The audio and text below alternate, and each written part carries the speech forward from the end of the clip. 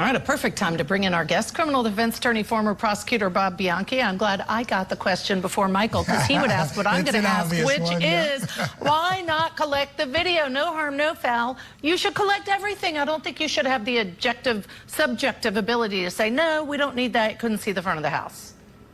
I promised myself I'm not going to get agitated. I already am for you. I just don't understand whether this is just complete, absolute nefariousness or just complete incompetence. It's not based on any this is basic investigation 101. Your viewers who are not lawyers or investigators but are very bright, because I watch them blogging and doing the stuff that they're doing, knows. You canvass the area is one of the most important preliminary steps that you take. And what is the #1 thing in any crime scene investigation that we're looking for? Video surveillance. You don't decide in the divining rod that I'm not going to go get it. You get everything and then you eliminate.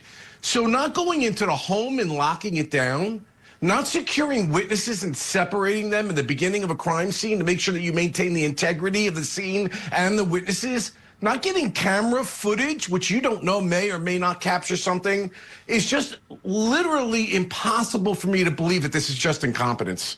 Guys, I don't know how to explain it. I'm just sitting here. You see my pad here. I got stars and big boxes and exclamation points because it's just not believable to me. And last point, they're very prepared, these witnesses, and I wrote this question down. These snappy comebacks, are they good, or are they showing an overly prepared and rehearsed witness? Which is just another thing.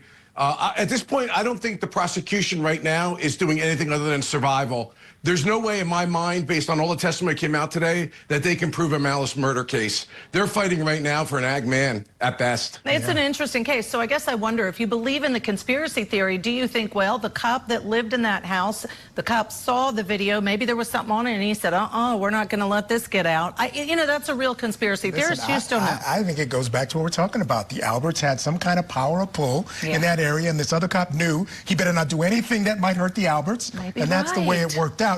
Let me ask you this question, Bob. Let's say you're a prosecutor, and this guy comes to you, and they had to improvise at the scene, and he shows up with Dixie cups and bags from the back of people's cars. Are you thinking, hey, good job, improvising under what were weird and difficult circumstances, or are you thinking, what's going on here? Well, all right, to be fair, this is going to be good. I wasn't a crime scene processor, but I've seen a lot of crime scene processing get done, and it's usually very tedious and very scientific. So that is a great question, Michael. I can't help but think that using solo cups to collect evidence is that's what's in their toolkit. I mean, we get more things to collect evidence in a toolkit you get when you're in the 6th grade, when you have a little junior detective thing. I mean, it's odd to me. But of course, if you have to improvise, you improvise. But crime scene processing is taking into account all these things in advance so that you are prepared to collect things under these circumstances. So again, I just think it goes to the amateurishness of the investigation. I don't like it, all the cross-contamination and things that can occur. We try so hard to make sure we're pristine in how we collect evidence. It doesn't seem like a solo cup is the proper mechanism to store things. Yeah, it's a gold mine for a defense attorney. Gold mine, absolute gold mine. And we're seeing it play out that way in court. All right, Bob, stand by. We need to step aside for a break. But first...